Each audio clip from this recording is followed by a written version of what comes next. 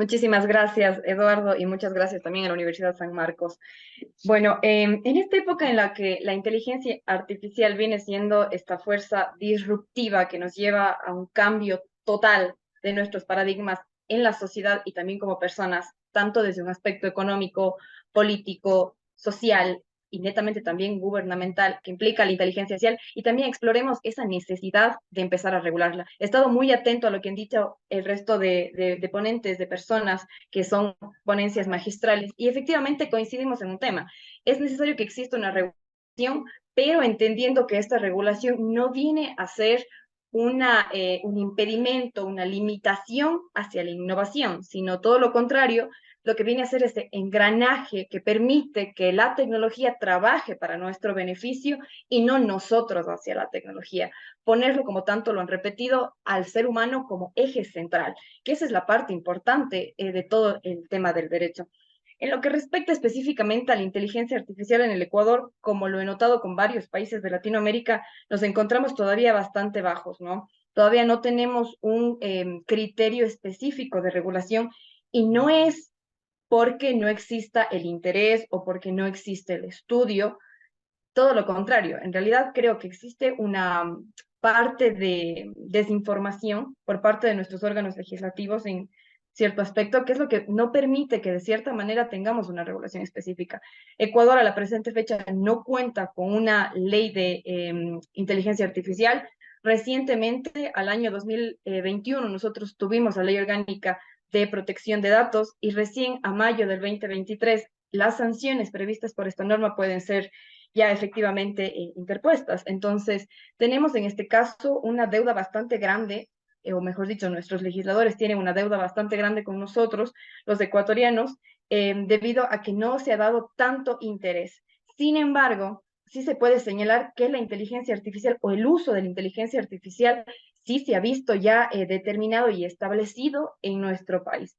En el Ecuador, desde el año 2018, empezamos con una estrategia digital.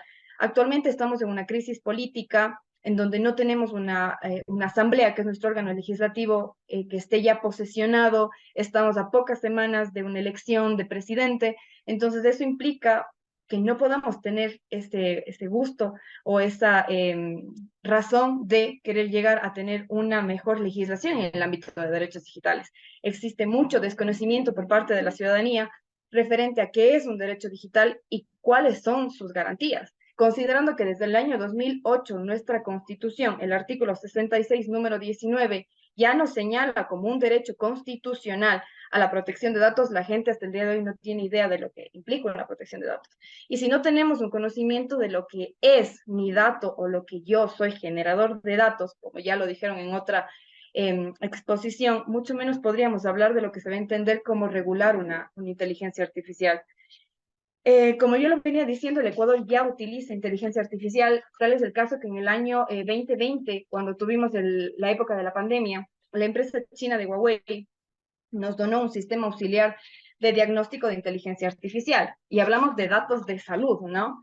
Entonces, datos sumamente sensibles a los ojos de cualquier persona que conozca sobre el derecho digital. Y no se sabe a ciencia cierta cómo se está manejando en estricto sentido esta información, pero ya utilizamos inteligencia artificial.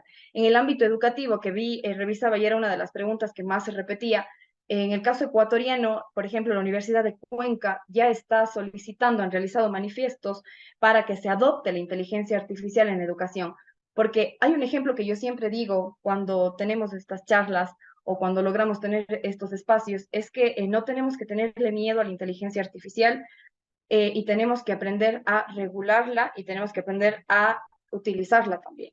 El ejemplo que yo utilizo es cuando apareció la calculadora, la gente se asustó y decía no, porque las personas se van a hacer mucho más vagas, no van a pensar, no van a utilizar el cerebro, etcétera, o se van a hacer más lentos. Y en realidad lo que vino a hacer la calculadora fue a solucionar ciertos problemas y hacernos mucho más rápida nuestra vida. Entonces, no hay que temerle a la inteligencia artificial, sino más bien saber cómo utilizarla. Y en el ámbito educativo, considero que es uno de los ejes más importantes para la implementación del derecho digital y de la inteligencia artificial. Porque si yo educo a mi gente, puedo permitir que estas personas conozcan y se expandan mucho más. En cuanto a los trabajos que se vienen realizando, las investigaciones, tenemos, por ejemplo, el Observatorio de Ciberderechos y Tecnosociedad, que es realizado por la Universidad Andina Simón Bolívar, en donde tenemos varios autores que nos hablan de referente a inteligencia artificial. Entonces, no podemos decir que en el Ecuador no hay una iniciativa como tal, sino más bien como están tan dispersos los ambientes, y lo había dicho Daniela, necesitamos una coordinación, tanto de lo público como de lo privado, para poder llegar a regular realmente este nuevo auge, esta tecnología emergente que se nos ha venido ya desde hace mucho tiempo y que en realidad hemos estado yendo con pasos muy pequeños para llegar. Siempre repito esta frase que lo aprendí en mi segundo año de derecho: conforme cambia la sociedad, cambia el derecho. Y efectivamente, la sociedad ha dado un paso agigantado y nosotros como juristas, si bien estamos buscando llegar a tenerles por lo menos al ladito a la tecnología, muchas veces nuestros legisladores no nos lo permiten. ¿Cuál es la mejor forma de regular la inteligencia artificial? Podríamos basarnos tal cual como lo está haciendo actualmente la Unión Europea en un factor de riesgos. ¿Y por qué es necesario esto? En el caso del Ecuador, como yo repetía y lo repetiré varias veces, todavía no tenemos una conciencia exacta de lo que implican los datos y la privacidad de los datos, y mucho menos de la transparencia. Para el Ecuador, la transparencia es un punto tan importante que incluso tenemos una función que es de transparencia y control social, que es una función adicional a la ejecutiva, legislativa y judicial. Entonces, lo importante de la transparencia es, porque al momento en el que yo hablo de inteligencia artificial, uno de los mayores peligros que existen se da referente a la entrada de datos y también a la salida de los datos. ¿Y a qué me refiero con la entrada de datos y la transparencia? Que muchas veces, si nosotros no alimentamos bien al modelo, podemos terminar generando un sesgo representacional, que no es otra cosa que esa distorsión o desviación de todo lo que nosotros, los datos que le estamos metiendo y alimentando al modelo, lo que puede llegar a generar discriminación. Entonces ahí afectan derechos específicos. Entonces, ¿qué es necesario? Iniciar a tener una regulación que en este caso nuestros legislativos tengan un poquito más de interés en los derechos digitales y nos permitan también a nosotros como ecuatorianos y en general como personas tener un mayor conocimiento al respecto y poder ser parte de.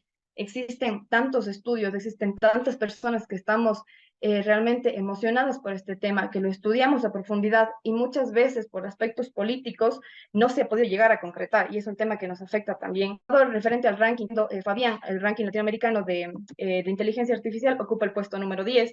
Tampoco estamos orgullosos al respecto, pero lo que sí me gusta destacar es que por el parte de la educación realmente estamos progresando y estamos llegando a tener estudios que nos permitan de una u otra forma hacer un proyecto de ley de inteligencia artificial que llegue a regular, porque si bien no tenemos esta ley y necesitamos una regulación, sí tenemos otra normativa, tenemos principios que nos permiten de cierta manera proteger a nuestros derechos digitales.